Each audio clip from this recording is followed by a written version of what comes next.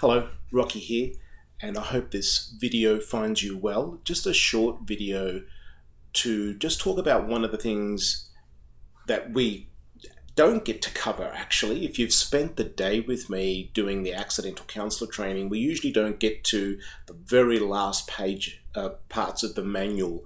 And I thought I'd do a short video that just talks about page 57 mostly. Page 58 links in with this, but let's page 57, pathways of constructing solutions. By the way, if you are a member, and you should be if you're seeing this video, and you haven't spent a day with me doing the accidental counselor training, well, this is all part of your membership. So when you log in, you can go to the calendar, and this was in the previous video in this email. Just go to the calendar and you can schedule a day to come and spend a day with me via Zoom to complete the training in real time. You can log in, of course, and access all the courses in your own time. And this video was just a video just to talk through pathways of constructing solutions. Now, of course, this will change and vary depending on context and client, but I thought as a broad overview, it might be helpful. So here we go. When we're speaking to someone, it's helpful, isn't it, to try to establish the purpose of the interview. What would you like to talk about? How do you think our chat could be of help to you? How would you like things to be different? What do you need most right now? These types of setting the agenda questions, and you can access this, by the way, when you log in. Just go to the course library. I'll just quickly show you this. The level 1 training, level accidental counselor, module 5. Module 5, we have a lot more. This goes in depth around goal setting, setting the agenda type questions. And that's what we're talking about here.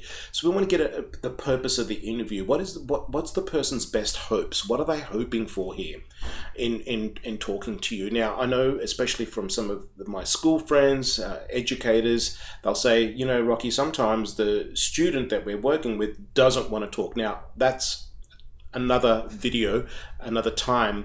But this is presupposing that the person wants to talk to you and is prepared to even contemplate and reflect on what it is that they're hoping for, or what do they need, right? So we want to establish the purpose of the interview is a really simple first idea.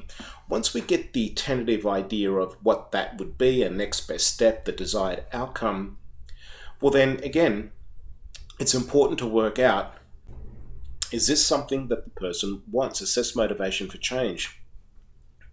Is it within their control? Is it a now thing, a later thing?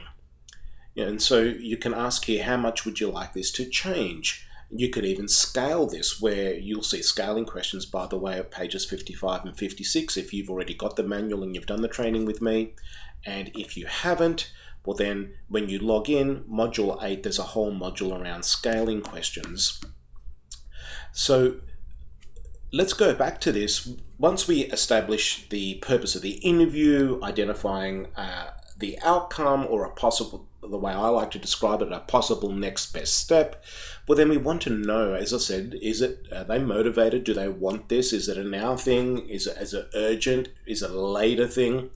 And you can scale about that, where 10 is they really want this now, or they're motivated, 1 not so much. If there's resistance, you might even ask, what would happen if nothing changed, or things just stayed the same? So again, when we're thinking about constructing a pathway for a possible solution or next best step, we want the purpose of the interview. We want to know, are they ready? Is this what they actually want?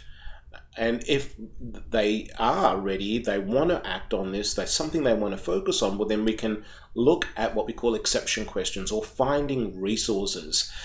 So how are they dealing with some of this now? How are they coping with it?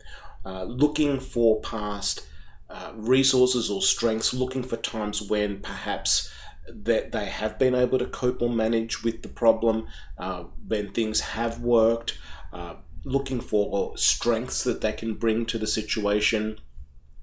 This is what we mean by finding exceptions to the problem, or looking for resources. Or alternatively, you don't have to do number 2, you can actually go straight to number 3, which is what we call the miracle question. And again, if you've got this manual, the miracle question, you'll find, let me just go back here, pages 45, 46, 47, 48. There's the range of information there around miracle question. And when you log in online, we'll find the miracle question module 6. So when you log in, you can access all of that there. And so there's a whole bunch of different ways that you can phrase the miracle question, but essentially it's about imagining the preferred future when the problem isn't there. So one of the ways I like to phrase it is by saying things like, imagine you had a little holiday from this problem, or imagine if this wasn't an issue for 24 hours. How would you be? What would be different? You can see here the way it's phrased is, suppose that tonight as you slept that there was a miracle and what you were speaking to me about has improved or it's become much better.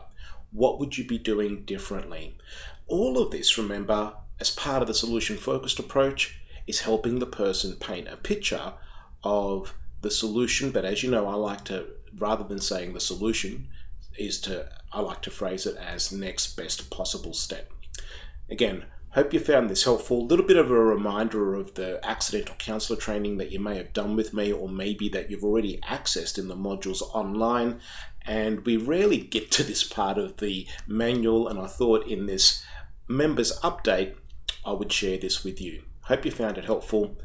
Just click reply to the email where you found this and let me know if I can help in any other way. Bye for now.